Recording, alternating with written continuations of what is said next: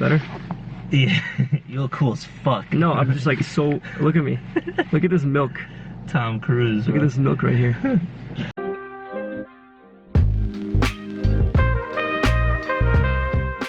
Alright, what up guys? Human Carjack here, back with another driving video. In today's video we have my buddy Costa.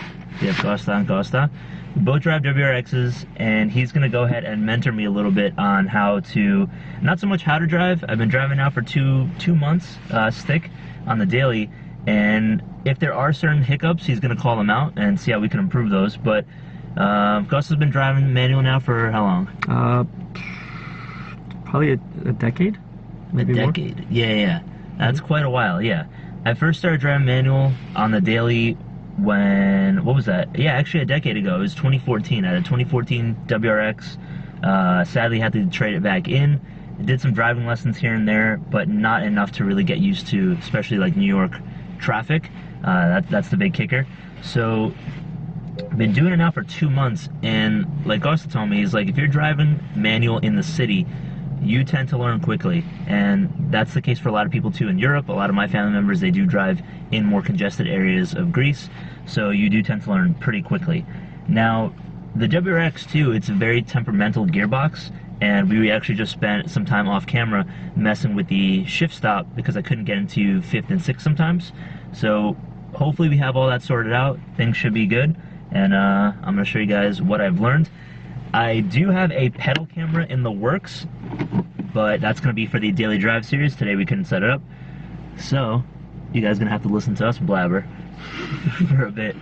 But yeah, so we're going to get a little bit of critique, a little bit of tips here. When I first started driving, Costa had his WRX. It's somewhere around here. He's got a VA chassis WRX. There it is. And he was showing me basically, like, every time I would shift, it'd be very jerky, you know, like as is when you first start driving manual. And he was like, oh look, I just shifted, did you feel a thing? I was like, not a single thing.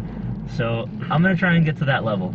Well, I mean, to some extent it is, because it's a new car as well. It's a little stiff, so that'll loosen up with time too. You also have like a brand new clutch, and that has to wear out a little bit so it can feel a little smoother, so it doesn't bite as hard. So you'll get there. It's not just you, it's the car too that has to gain the experience, I guess. I mean, what would you say is like a good break-in mileage for a clutch? Like right now I'm at 1,258 miles. I think I don't think there's a specific amount just generally. I think it has to do with the clutch brand and what kind of clutch quality they have. Because I mean, think about the difference between a commuter clutch and a race clutch, you know. So like not all clutches are built the same. So you'll feel it. You'll feel it at some point. It's not going to feel like it's worn out. It's just going to feel like you didn't really have to try to make it smooth. It was just smooth, and it's just going to happen at some point, and you're going to be like, whoa, okay, I guess we passed that point. Okay. Yeah, it's more like intuitive. If this was me like a month ago, I would have said, you know, oh, I can't wait to get to that point where I do smooth it out. But I have gotten a lot better. I mean, I don't know if Costa notices already, but yeah, no, I noticed as soon as we pulled out of the parking spot, there was no jerk of letting go into first. That was good. Yeah, so we were talking a little bit about like some of the things that have really helped me, and I want to say that like 90% of my errors were remedied by just holding in the clutch longer and letting it off smoother. Now when it comes to baying gears like faster, since I am out of that you know, that braking period, and road rage does happen, this is New York, sometimes when I do want to catch up to somebody or, you know, shift faster, it's a bit of a challenge. Like it's still the same principle of for me depressing in the clutch all the way, letting off slowly, and then just making your gear change faster. These are shorter gears, so it does make that quick shifting, I think, a little bit tougher because you're just constantly working, especially if you're like trying to go fast. But yeah, I think that's something that will come in time. Costa was actually just telling me about a new technique that I don't know if you picked this up. Yeah, it's really strange. I've driven other manual cars. I've driven Hondas and Volkswagens, and it feels like the Subaru is the only one where when you're coming off of a stop in first gear and you're about to let go of the clutch completely, it has like this extra little bump that you feel. And the only way you know, I mean, I guess you can just go really, really slowly, but if you're not trying to be a grandma about it, you can depress the clutch just a little bit more, almost at the end point, before you let it out completely, and it like remedies the situation, which is a little strange. Like I didn't have to do that with any other car. You told me that a little bit too with like with going over bumps, like speed bumps. Man, what is happening here? This person's going so slow.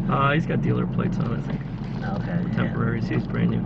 Let's get around here. That's an Optima from 2011. That's just not brand new. No, I mean him as driving that car. Like he's definitely. Does he have a drink in his hand? That guy had his arm out the window with like a vodka in a bottle of whiskey in a paper bag.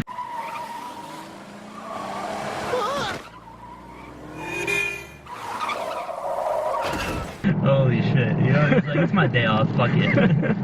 That thing you were talking about with the bumps. If you're going over a bump, it's like if you're in first, good luck feeling smooth over a bump. So I kind of stay in second, and I just depress it. I depress the clutch a little bit because it will smooth out any jerky movements as your like transmission has to adjust to the different inclines and declines and stuff. Mm-hmm. And so then you feel kind of fine. Sometimes I depress it all the way and I just go over the bump in neutral. Okay. Yeah, so... You know, I just have a certain speed and I just carry it through the bump like, 10 miles an hour, and I don't have to worry about any herky-jerky movements while being in gear. I practiced that a little bit the other day. So on the way to my gym, there's a couple of speed bumps. There's like 3 or 4 of them.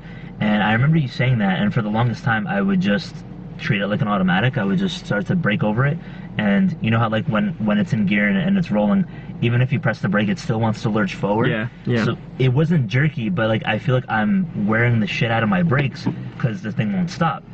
So now I started doing it where like I slightly depress the clutch as I'm over it and then get back into it, and I'm like, okay, this kind of works. It's more work from like depressing the clutch, but I feel like once you get used to it, it no longer feels like work. Well, I do want to also warn you against overusing the clutch compared to the brakes. Like brakes are a very replaceable object, and they're a lot cheaper than having to replace a clutch. So like if you were to choose clutch or brakes to wear out, you choose brakes to wear out. You know what I mean? Really? Okay. Yeah. I mean, clutch is going to wear out to a certain degree, but it's the labor, unless you're doing it yourself. Oh, right. Yeah, it's not the clutch itself, it's the fact that you gotta, clutch is open like up the tranny and stuff, but $500. But then the labor is, yeah.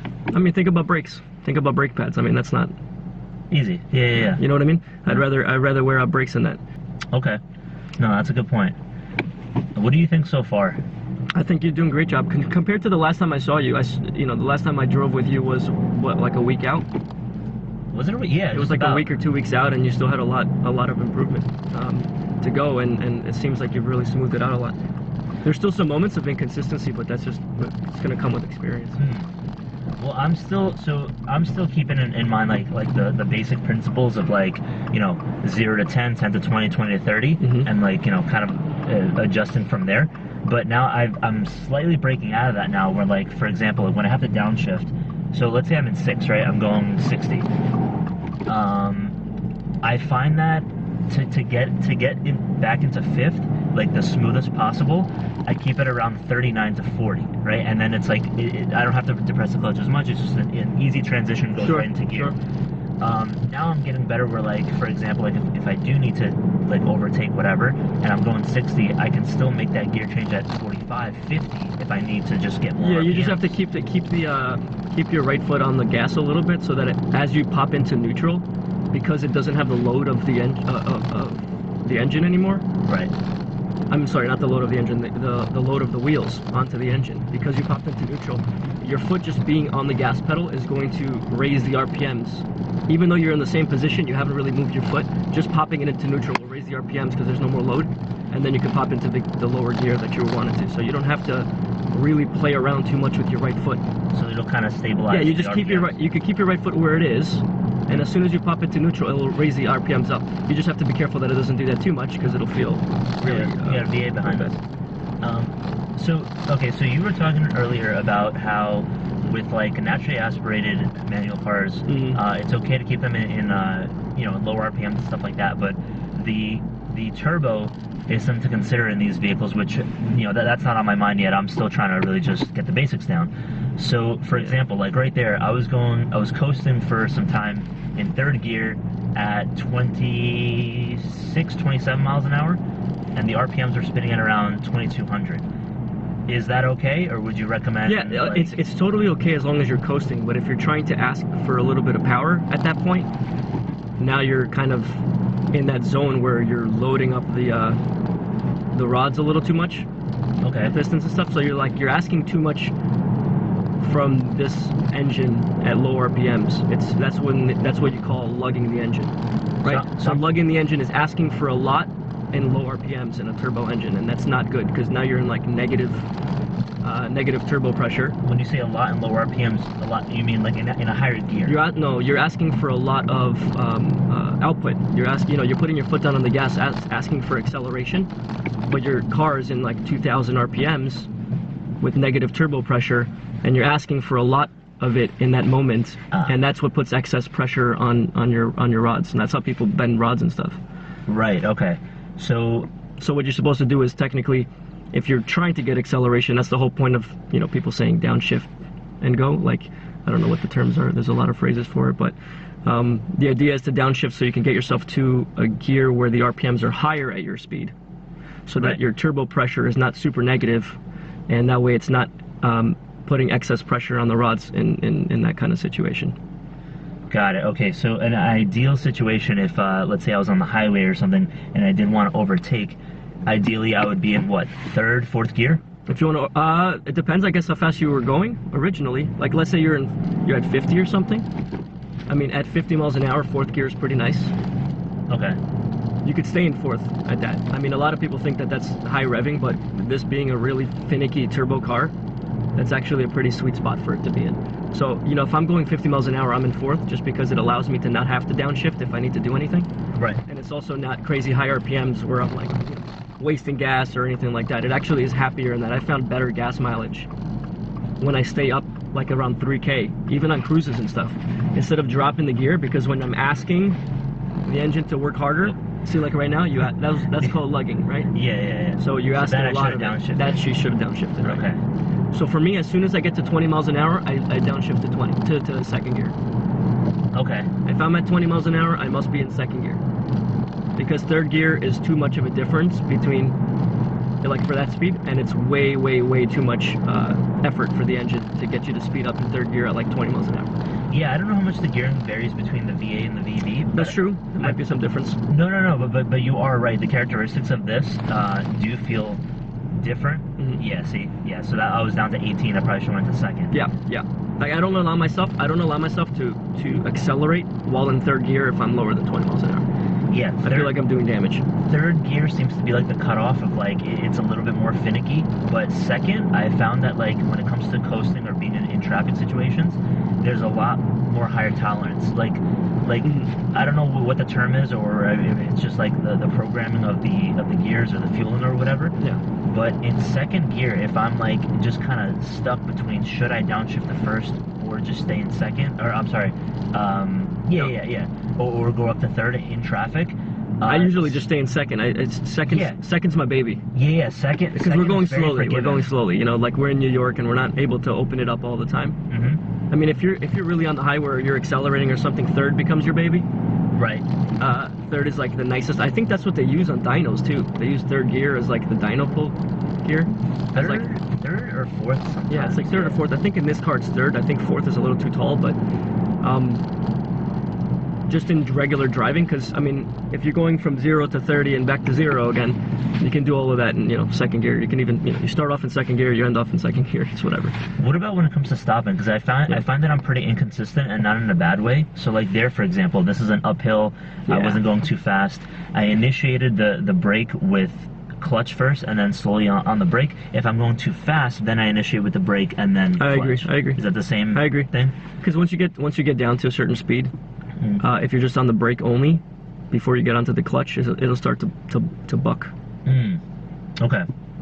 But I think it's fine. I usually do them fairly close together. Not when you're at higher speed, like when you get down to 10 miles an hour or 5 miles an hour or something like that. Right. I mean, like I said, mine's a lot more worn out than yours. That was pretty good. See that hill start? That was good. Dude, the hill assist really helps a lot, though. Hill With assist? keeping you in position instead of rolling back. Bro, hill assist in this car is very inconsistent. Really? The hill assist here has to be for 2 seconds, right?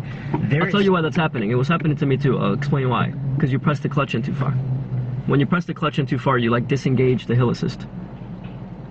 Oh. Okay, I didn't know that. Yeah, There you go. because when I first was practicing, I went to some of these like back roads over here, and I was like, oh, it actually does hold for 2, sometimes even 3 seconds. And then I tried other times when I'm actually in the scenario, and it rolls back instantly, and I'm like, what the fuck? Yeah, like, yeah. So if I'm in my driveway, for example, and I want my car to roll forward, like I'm just adjusting my position in the driveway, yeah, and I want it to roll, I have to press the clutch in further, and then it disengages the hill assist, and it lets me roll. got it. Okay, yeah, so if you press it in too far, it's just going to allow you to roll, because it's what you're technically telling the car is, I want to be in neutral right now. Right. So let go. Okay. Yeah. All right, guys. So we just did a little brief drive. I think I did pretty good. Yeah, it was pretty good overall. Yeah. All right. Cool. A couple of moments of being too high in gear, but that's about it, I think. Oh, I would let the RPMs climb up too high, you think? No, I mean that you were in third when you should have been in second or something like that, but, you know. Just dropping into second instead of staying in third. Oh, yeah. Okay. All right. So we're going to go ahead and switch into Costa's VA and see what the Master has in store for us. I'm not a master. Far from it. This is going to kill me. So we just had an issue. Well, not really an issue, but I encountered this the other day where I put my key in and I could not physically turn it, and I felt like I was going to break my key off. And Costa has 20,000 miles on his V8. He just encountered the same thing for the first time. Basically, it's the wheel lock that's built in, so you have to turn the wheel just like a quarter turn, just a little bit, and then you turn the key, and it allows you to, you know, have access to the car. Yeah, you can lock the wheel on these, so if you turn the car off, if you want to show it, I can do it. Yeah. So I just turned the car off. I'm taking the keys out, and then if you move the wheel, it'll lock it. You can hear it click that locks it up. So let's do that again. And it clicked, and now it's locked. And for me to turn this back on, I can't just do a regular thing to turn it back on. I gotta turn it, get rid of the lock, and then it's open. Yeah, so kind of like back in the old days where you had that bar that went across the steering wheel. We can't remember the name of it. I've never known the name of it. But those things, man, whoever invented that made... I still see cars with those. I have not seen that in a long time. I've seen a couple of early 90s cars with those in there. One of them was a Miata, and the other one was a Civic. If it's something that's really sought after, honestly, I'd probably have one too. I don't. Do they really work that well? I don't know. I don't know. I feel like you could take a grinder to that thing. The best I've seen is somebody has their own wheel lock that they put on every time they park. Like the ones that the cops, the cops give you, but it's a smaller version. It's triangular, and he just puts it on the back left wheel every time he parks. If you have like forged wheels and you live in the Bronx, I get it. But goddamn, that's not gonna keep somebody from taking your wheels. Why the fuck would you guys do this shit to me? Bro, you can't have shit nice and easy. Yeah, they're gonna do it anyway. So coming off from a stop, I don't let go for a while, because for some reason WRX, it takes a little while to fully engage in first once you get going from a stop.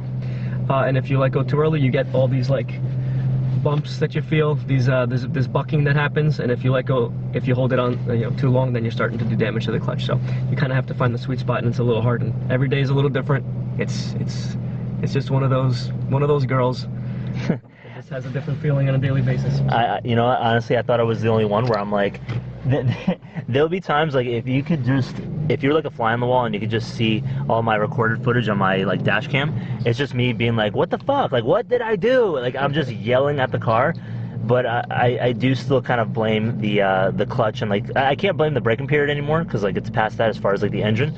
But the clutch, I don't know how long that takes to wear in. But another thing that we were talking about is that these cars do really benefit from a Pro Tune, and I know I'm kind of shooting myself in the foot here because I'm not gonna be able to do this for a while.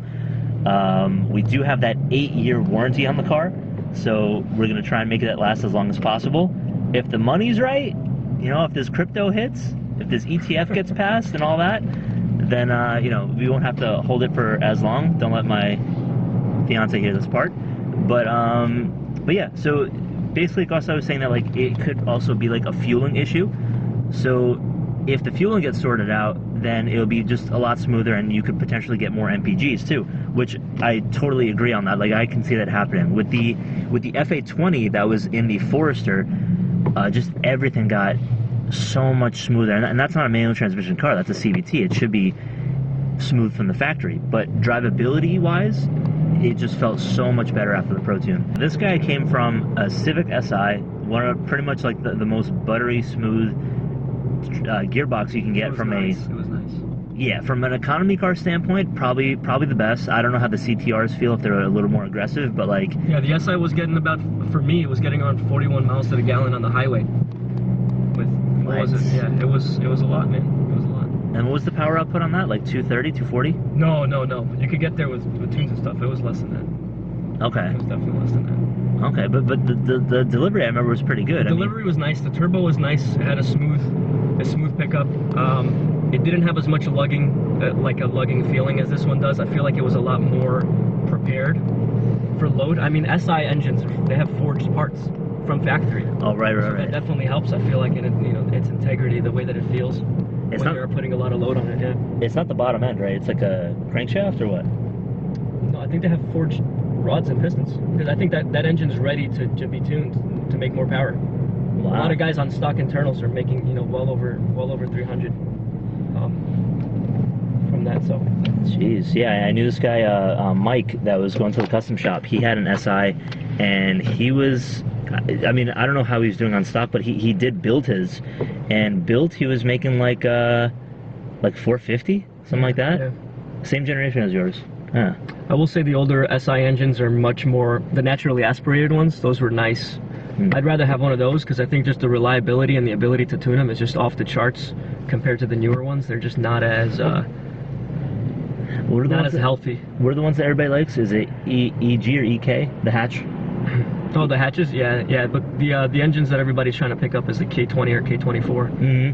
Because those you could just, it's crazy how much power you could put onto those stock internals. Even the what is it, the B series I hear is pretty B series decent. is okay. I had a B series. I used to have an Accord, a V6 Accord, and that was a B it was series. okay. Yeah, it was okay. Ah. It was okay. It was a good amount of power. It was 240 horsepower in a 2004 Accord. So not bad.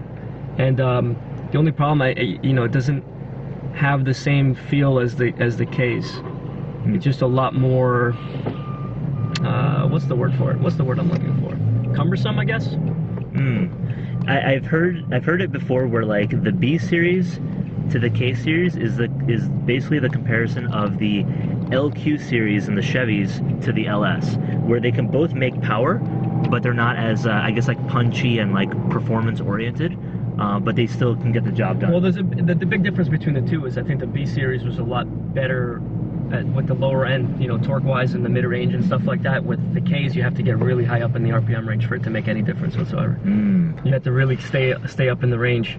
That's why those are screamers, See, that's what blows my mind about that kind of stuff. And like ever since like getting into like the manual turbo car world. So what Gus has been telling me is that like these cars, and again, I did notice this on the FA20, these cars do like to stay up higher in the RPM, which to me it just sounds like a contradiction. Like in terms of like punchiness and performance, yeah, I get that from a performance standpoint, but from a I want to make this car last as long as possible standpoint, I don't get it. Like I feel like a comparable. Believe it or not, it'll actually work out that way with these cars. I don't know why. The people who have baby the car the most are the ones that end up complaining that their engines are breaking down. I think it has to do with like the bedding of certain parts and like them like I guess sitting properly within their crevices, like where they need to be. Like obviously we don't know like engineering terms and stuff like that, but like I don't know, it just always seems kind of funny to me like that's how it would work out for some of these higher these vehicles that do prefer higher revs. Oh yeah, this car, dude, I always see this over here. It looks like a 22B. I don't know exactly what it is. I think guys just like made like a replica. The hood needs some work though. That thing is like, yeah, I don't know what's going on there, but it looks fire like that. What do you mean? He's got this, and then there's like I don't know, like an old Chevy or whatever that is. But like, yeah, whoever this is, those are both probably his, and they're pretty sweet. Going back to the RPM thing, I do find that this car behaves a lot better when you're up near 3K, 2.5 to 3K. I know it sounds like a lot. Anybody coming from naturally aspirated never wants to be chilling at 3K. But yeah, I'm changing. I don't really change gears unless I hit 3K. I feel like doing that below, it's going to drop you down on, when you shift up, you're going to drop down to such a low RPM, and then you're going to ask it to accelerate, and you're going to be going nowhere. So yeah, I feel like when I'm doing that, I'm hurting the gearbox, and I'm hurting the gearbox, and I'm hurting my fuel economy. But I guess it just comes with the territory, because a bunch of you guys in the comment section that commented on my daily drive series, which that's going to be coming back up again soon. One gentleman in particular was like, it's okay to shift at 3K. Just shift at 3K all the time. Like if you're just trying to like putt around town and just be a normal driver, and then when you're gonna, you know, obviously like be a little more performance oriented and spirited driving, you can get it up there even higher. And I think the highest I've gone, and this was completely by accident because it was just from a misshift, was just under 4K. So I have not taken it there myself yet. So shall we take it there now? Hey, listen, your car's broken in and all that. I mean, I guess mine is too. I'm at 20,000 miles now, so 20,000. Yeah, you should be totally fine. This will probably go viral because you're gonna see like the fucking the cops. The shift. No, you're gonna see the whole transmission fall out the bottom and like a rod go flying into the solar system. Any work whatsoever. This is a completely stock car. I think that Subarus are extremely reliable if you don't do anything to them. The people who have Subarus for 200,000 miles. Are there any? Anyway, they have Subarus Doesn't for exist. 200,000 miles.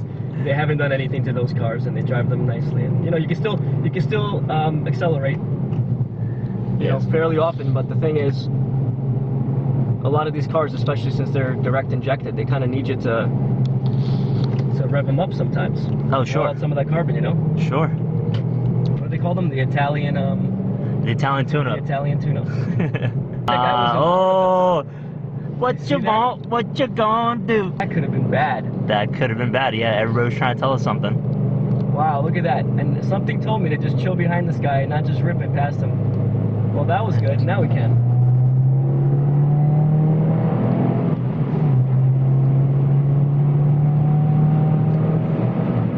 Woo!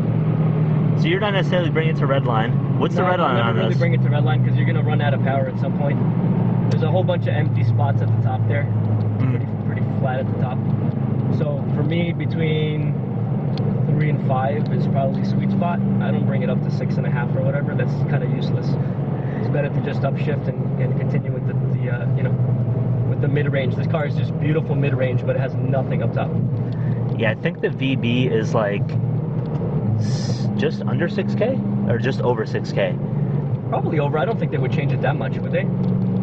I don't know. What's yours? Like 6K or 62? 6.6, 6.7 red line. 6.7. Okay. Something like that. Yeah, I gotta verify that. That's not bad. Yeah, but it's useless. Like I never even get up there. That's just a lot of noise and going nowhere, you know. I've seen some dyno curves though where they do kind of make it out to be just a lot more, you know, top end happy. So like you can get some more that top end speed, but that usually comes with like more fueling mods like injectors and bigger fuel pump and, you know, E85 blend, which is basically everything that we did on the Forester, but we were limited by the transmission. So to see that on a platform like the VB that can actually take that would be really cool to eventually see. But this I mean, regardless, this felt pretty punchy. Like, and I didn't do wide open throttle on that either. I was almost full. I was probably at like 80% on that one. Yeah, I'd say it was like 80%. Yeah, you topped out around like 5K. That's not terrible. No, I mean even with the throttle, like even with the gas pedal, I didn't press down all the way on that one. Okay. Yeah, like I remember I was right before I sold the Forester, I was chasing you around a bend on the highway, and you know, I had the paddles going and everything. Granted, the car is heavier and all that, but like still, like it was tuned to at the time it was 275 horsepower, and kind of has a little bit of trouble keeping up with this guy. And this is completely stock, a completely stock V8. So these things are punchy, man. You can feel it. I mean, when you see numbers on the, you know, the torque numbers and their horsepower numbers are almost the same. Mm-hmm. I like that. I like those kinds of cars. It's like low to mid range, super good around town, very nice to pass people with. You don't have to worry about the numbers. Like I'm not taking this to a track, so what do I need numbers at the top of the rev range for, you know? Right. Well, I'm pleasantly surprised to hear that, like, basically, like, the VB has become almost like a BMW in the sense that they, for once, underrated their power.